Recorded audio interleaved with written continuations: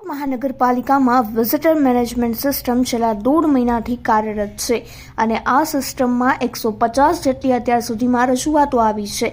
નાગરિકોના પ્રશ્નોથી તારણ મળ્યું છે કે થોડુંક બેસીને વર્કઆઉટ કરીએ તો તાત્કાલિક ડિસિઝન મળી શકે તેમ છે। વિઝિટર મેનેજમેન્ટ સિસ્ટમનો નાગરિકો સારો લાભ લઈ રહ્યા હોવાનું કમિશનરે નિવેદન આપ્યું છે। ફરિયાદ નિવારણ ઉપર મનપાનું વધારે ફોકસ છે। ફરિયાદ નિવારણમાં હવે અસરકારકતા દેખાઈ રહી છે। સાથે જ આગામી સમયમાં પ્રાથમિક સુવિધાઓ પર વધારે પ્રાધાન્ય આપવાનું જણાવવામાં આવ્યું છે। એક મહિના ઉપરથી અમારે આ સિસ્ટમ અમે દાખલ કરી છે। અઠવાડિયાના 2 દિવસ એવા હોય છે કે જ્યારે અમે 3-4 કલાક કે 5 કલાક જેવું સાંભળતા હોઈએ છીએ નાગરિકોને।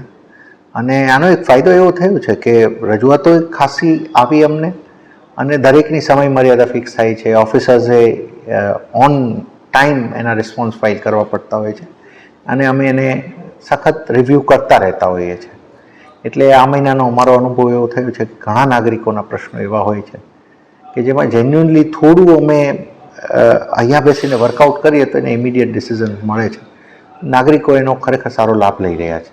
2-4 વસ્તુઓ છે। એક તો કોર્પોરેશનમાં કોલ સેન્ટર પણ છે, ઓનલાઈન પણ અરજી થાય અને વેબસાઇટ પણ થાય।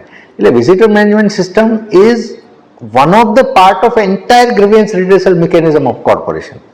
એટલે આમ જોઈએ તો ખૂબ એક્ટિવલી લોકો આમાં ભાગ લઈ રહ્યા છે। પણ હમણાંથી એક વસ્તુ અમે નવી એ પણ કરી કે ગ્રીવિયન્સ રિડ્રેસલ ઉપર અમે ખૂબ વધારે ફોકસ આપ્યો છે। એટલે એના કારણે ઘણા લેવલ ઉપર હવે લોકો ઓછા થાય એવું પણ અમને દેખાઈ રહ્યું છે કે પર્સનલ વિઝિટ્સ બને એટલી ઓછી આમાં થાય છે। કેમ કે અમે રોજ બેસીને અમે રિવ્યૂ કરીએ છીએ કે તમામ પ્લેટફોર્મ ઉપર કેટલી ફરિયાદ આવે, એમાંથી કેટલી નિકાલ થઈને અમે હવે ઇન્ડિપેન્ડન્ટ પણ મોનિટરિંગ શરૂ કરી નાખ્યું છે। કોઈ ફરિયાદનો નિકાલ થયેલો અહીંયા દેખાડે છે અમારા ડેશબોર્ડ ઉપર તો અમે ફોન પણ કરીએ છીએ નાગરિકોને અને અમે ફીડબેક લઈએ છીએ અહીંયા બેસી। એવું લાગી રહ્યું છે કે જે ફરિયાદોના બીજા મિકેનિઝમ છે એને અમે જે સુદૃઢ કરી રહ્યા છીએ એનું એક સારું પરિણામ અમને મળી રહ્યું છે। ફોર એક્ઝામ્પલ, લોકો કોલ સેન્ટર પર ફોન કરી અને કહે કે પાણી નથી આવતું, તો અમે એને રિવ્યૂ કરી રહ્યા છીએ કે પાણીની કેટલી ફરિયાદ આવી, એમાંથી કેટલી, એનું એક આખું અહીંયા અમે પણ મિકેનિઝમ શરૂ કરી નાખ્યું છે। એટલે બાય એન્ડ લાર્જ પર્સનલ જે મુલાકાત છે કમિશનરની, એ તો એક છેલ્લું સ્ટેજ હોય કે કોઈ નાગરિક ફોન કરે, પહેલા વોર્ડમાં જઈને ફરિયાદ કરે, ફોન કરે, કમ્પ્લેન રેઝ કરે, પણ નથી થતી ત્યારે માણસ કમિશનર સુધી આવવાના છે।